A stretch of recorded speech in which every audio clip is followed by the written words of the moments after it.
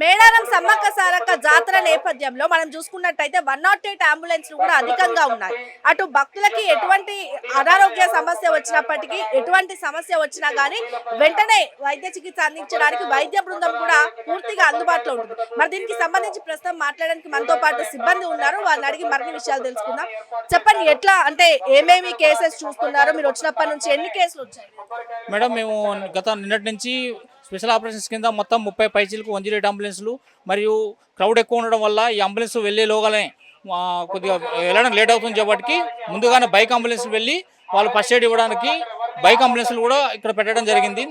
మొత్తం 40 పైచీలకు బైక్ అంబులెన్స్లు 30 పైచీలకు 108 అంబులెన్స్లు పెట్టడం జరిగింది.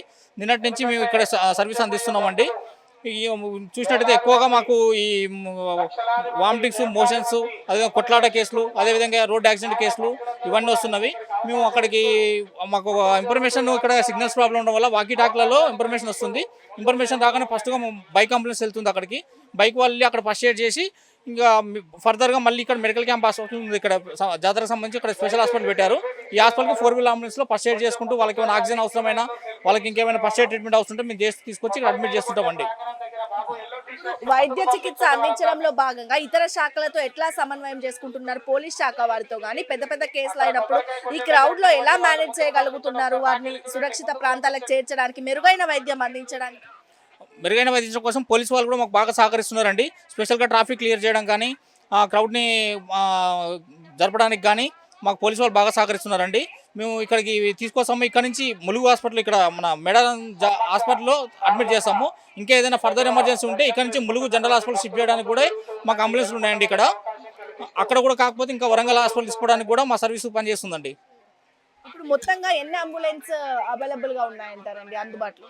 37 108 అంబులెన్స్ అందుబాటులో ఉన్నాయండి. 40 పైచీలకు బైక్ అంబులెన్స్ అందుబాటులో ఉన్నాయండి.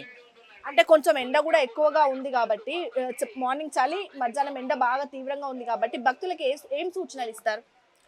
ఎక్కువగా వాటర్ తాగాలండి భక్తులు. ఎండలో వీలైనంత వరకు ఎండకుండా కొంచెం నీడ ప్రాంతాల్లో ఉంటూ వాటర్ ఎక్కువ తాగుతూ మొదలగు జాగ్రత్తలు తీసుకోవాలి వాళ్ళు. ఎటువంటి సమస్య వచ్చినా సరే 108 అంబులెన్స్ పేరుతో మేము ముందుంటున్నాము. అటు తగ్గడాలకి సంబంధించి కానీ, చిన్న స్లైట్ ఆరోగ్య సమస్యలకి సంబంధించి కానీ ఏదైతే ప్రభుత్వ దవాఖానకి తీసుకెళ్తాం, మెరుగైన వైద్య చికిత్స కోసం వరంగల్ వరకు తీసుకెళ్లే అవకాశం కూడా ఉంది. ఎక్కడ కాంప్రమైజ్ అయ్యే అవకాశమే లేదు అంటూ కూడా ప్రస్తుతం మనతో ఉన్నటువంటి సిబ్బంది చెప్తున్నారు. మేడారం సమ్మక్క సారక్క జాతర నేపథ్యంలో భక్తులు సమ్మక్క సారక్కకి కూడా తమ ఎత్తు బంగారాన్ని కానుకగా ఇవ్వడం కూడా ఆనవాయితీగా వస్తున్న విషయం తెలిసిందే. మరి ప్రస్తుతము సమ్మక్క సారక్క జాతర నేపథ్యంలో మేడారంలో బంగారం ధర ఎలా ఉంది, భక్తులు ఏ విధంగా కొనుగోలు చేస్తున్నారు, ప్రస్తుతము మాట్లాడి తెలుసుకుందాం. అమ్మ చెప్పండి, ఎట్లా ఉంది ఈసారి బంగారం కొనుగోలు ఎట్లా ఉంది? ఏం లేదండి, ఏం లేదు, ఏం సేల్ లేదు. లాస్ట్ ఇయర్ గత బాగానే ఉంది, కానీ ఇయర్ అయితే ఏం లాస్ లాగా అనిపిస్తుంది. ఎందుకు అట్లా అనిపిస్తుంది? అయితే పబ్లిక్ ఏంటంటే ఆల్రెడీ 80 లక్షల మంది ముందుగానే వచ్చిపోయినారు. కాకపోతే ఈ జాతరకి వస్తారు కానీ అప్పుడే మొక్కులు తీసుకున్నారు. ఇప్పుడైతే మొక్కులు తీసుకునే విధంగా అయితే కనిపిస్తలేరు. అంటే మీరు చూస్తే కూడా స్టాక్ చాలా తెచ్చిపెట్టారు. అవును, చాలా 20 lakhs వరకు తెచ్చిపెట్టాము. అందులో సగం కూడా పోలే. ఇంతకుముందు అయితే అలా లేదు, ఇదే ఫస్ట్ టైం ఇట్లా జరుగుతుంది. అంటే ముందస్తుగా భక్తులు వచ్చి దర్శించుకోవడం వలన మీకు నష్టం చేకూరిందని అంటున్నారు. అవును, కాకపోతే వాళ్ళ ప్రాబ్లమ్స్ మేము అర్థం చేసుకోవాలి. ఎప్పటికైనా ఇంతవరకు ఇన్ని సంవత్సరాలు అవుతుంది కానీ ఎప్పుడు ఇట్లా జరగలేదు, ఇదే ఫస్ట్ టైం అండి. రాలేదు. ఇప్పుడు ఎంత పలుకుతుంది? కేజీ లెక్కలో అమ్ముతారా? ఎంత కేజీ ఎంత? 60 రూపీస్ అండి. ఎప్పటికైనా ఈ టైంలో అట్లా జరుగుతుంది, నార్మల్ టైంలో కూడా అంతే, 60 కిలో. అంటే ఈ టైంలో మీరు గవర్నమెంట్కి ఏమైనా కట్టాల్సి ఉంటుందా? ఇక్కడ ఇది నడుపుతున్నందుకు అవసరం లేదు, జస్ట్ ఇన్సూరెన్స్ కడితే సరిపోతుందండి. ఈ బెల్లం టెండర్ అనే వాళ్ళు తీసుకుంటారు, వాళ్ళకి 3 lakhs 2 lakhs అట్లా ఉంటుంది అన్నమాట. వాళ్ళకి పే చేస్తే సరిపోతుంది. ఇప్పుడు ఇది ఓన్లీ మేడారం టైంలో పెడతారా అమ్మ మీరు, లేకపోతే నార్మల్గా కూడా ఇక్కడ? నార్మల్గా కూడా ఇక్కడే ఉంటుందండి. ఓన్లీ జాతర టైంలోనే కాదు, నార్మల్గా కూడా కంటిన్యూ అయితేనే ఉంటుంది షాపు. అంటే ఇప్పుడు నష్టం వాటిల్లే అవకాశం ఉందని చెప్తున్నారు కాబట్టి మరి ఏం చేస్తారు దాన్ని? మనం చేసేది ఏం లేదు, నష్టం అంటే నష్టమే వస్తుంది. మేము నష్టపోయినా మాకు ప్రభుత్వం ఏమి ఇచ్చేది ఏమి ఉండదు కదా. కాకపోతే మేము ఏంటంటే ఈ మెయిన్ జాతరలో కొంచెం సంపాదించుకుంటే కొంచెం బెటర్ అనే ఫీలింగ్ ఉంటుంది. నెక్స్ట్ ఏముండదు, మాకు ఇదే ఆధారం కదా. సో నష్టం అని చెప్పి మేము ఫీల్ అవుతున్నాం అంతే. అంటే ఎన్ని సంవత్సరాల నుంచి ఇక్కడ ఉంటారమ్మా? ఎప్పటి నుంచో, మేము పుట్టకాల నుంచి ఇక్కడే ఉంటున్నాం. అంటే అప్పుడు జరిగే మేడారం జాతరకి ఇప్పుడు జరిగే జాతరకి తేడా ఏంటంటారు? చాలా డిఫరెంట్ అండి. అప్పుడు అంటే ప్రతిది అన్ని విధాలుగా ఉండే, ఇప్పుడు అన్నీ చేంజ్ అయినాయి. అంటే ఏ విధంగా? ఏం చేంజ్ అయ్యాయి? అంటే ఈ విధంగా అంటున్నారా లేకపోతే నార్మల్ ఏర్పాట్ల పరంగా కానీ మీరు చూసే విధంగా ఏర్పాట్ల పరంగానంటే ఇంతకుముందు ఏంటంటే నార్మల్గా జనాలు ఇంతమంది వచ్చేవాళ్ళు కాదు. ఇప్పుడు కోట్లాది మంది వస్తున్నారు. ఏంటంటే ప్రతి ఇయర్ చూసిన వాళ్ళకంటే అది కామన్ అయిపోతుంది. ఎక్కడెక్కడ నుంచి వచ్చిన వాళ్ళు ఏంటంటే ముందు ముందు జాగ్రత్తగా వచ్చి చూసిపోతారు. అట్లా మాకు ఇబ్బంది. అంటే ఇప్పుడు పోయినసారితో పోలిస్తే ఇప్పుడు ఇంకా డెవలప్ కనిపిస్తుంది అంటారా జాతర? డెవలప్ ఉంది. ఏ విధంగా అంటే గుడి డెవలప్ ఉంది అండ్ రోడ్స్ అట్లా డెవలప్ ఉంది. కానీ జనాలు వస్తాను పోతాను తప్ప మా గిరాకులు అయితే ఎవరికి అయితలేదు. మాకని కాదు ఎవరికి అయితలేదు, అవ్వట్లేదు. కారణాలు ఏమని అనుకుంటున్నారు మీరు కూర్చున్నప్పుడు? కారణాలు ఎందుకు అవ్వట్లేదు అంటే ఏమనుకుంటున్నారు? కారణాలు అంటే ఏముంటుంది చెప్పాను కదా, ముందొస్తూ వచ్చిండ్రు వాళ్ళు మొక్కులు వాళ్ళు తీర్చుకొని పోయిండ్రు అంతే. తర్వాత మరి వచ్చి చేస్తారా అనేది మనకు అది తెలియదులే. కానీ ముందైతే ముందు వచ్చిపోయి తర్వాత గిరాకులు ఏం లేకుండా చేసేసి చూస్తున్నారు కదా, అటు బెల్లం కొనుగోలుదారులు కూడా ముందస్తుగా వచ్చి తమ మొక్కులు చెల్లించుకొని వెళ్తున్నారు కాబట్టి వ్యాపారంలో నష్టం చవి చూడాల్సి వస్తుంది. మరి దీనిపై ప్రభుత్వం ఏమైనా స్పందిస్తుందా? వాళ్ళు ఇచ్చేది ఏమి లేదు, కానీ అధికంగా వ్యాపారస్తులు పెరిగిపోవడం, ముందస్తుగా మొక్కులు చెల్లించుకోవడం వంటి అంశాన్ని దృష్టిలో పెట్టుకొని మేము నష్టపోతున్నాము అంటూ కూడా బెల్లంకి సంబంధించినటువంటి వ్యాపారస్తులు అయితే ప్రస్తుతం మనతో అయితే చెప్తున్నారు.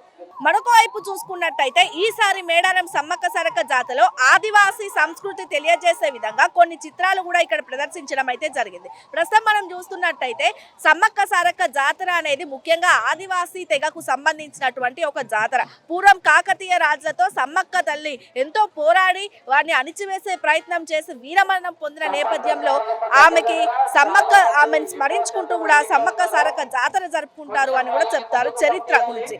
మరొక వైపు చూసుకుంటే కూడా కాకతీయ రాజులతో పోరాడిన ఆమె వీర ప్రతీకకి ప్రతిరూపంగా తెలియజేసే ఆదివాసి అంటే ఆమె ఒక అడవిలో జన్మించడము, అడవిలో సంబంధించినటువంటి అక్కడ దొరకడం జరిగింది, తనని పెంచుకున్నారు అంటూ కూడా రకరకాల కథనాలు ప్రాచుర్యం పొందుతున్న వేళ సమ్మక్క సారక్క జాతర ముఖ్యంగా ఆదివాసీ తెగకు చెందిన ఒక జాతరగా చెప్పుకోబడుతోంది. మరి ఈసారి తెలంగాణ రాష్ట్ర ప్రభుత్వం ప్రత్యేకంగా ఆదివాసీలకు సంబంధించినటువంటి కొన్ని బొమ్మలు కూడా ఇక్కడ ప్రదర్శించే ప్రయత్నం అయితే చేసింది. మనం చూస్తున్నట్టయితే ఆదివాసీ సంప్రదాయం ఉట్టిపడే విధంగా గిరిజనులు ఉన్నటువంటి ములుగు ప్రాంతంలో గిరిజనులకి సంబంధించినటువంటి ప్రాముఖ్యత తెలిపే విధంగా కూడా వారు కాళ్ళకి గజ్జలు కట్టుకొని కొమ్ములు పెట్టుకొని తలలకి డోలు పట్టుకొని వాయిస్తున్నట్టుగా కూడా కొన్ని చిత్రాలు మనకి ఇక్కడ సందడి చేస్తున్నటువంటి విషయాన్ని కూడా మనం చూస్తున్నాం. మరొక వైపు చూస్తున్నట్టయితే ఖచ్చితంగా ఆదివాసీలే కాకుండా ఎక్కడెక్కడి నుంచో భక్తులు వచ్చి అమ్మవారిని స్మరించుకుంటూ అమ్మవారి కృపలో పాత్రం అవుతూ కూడా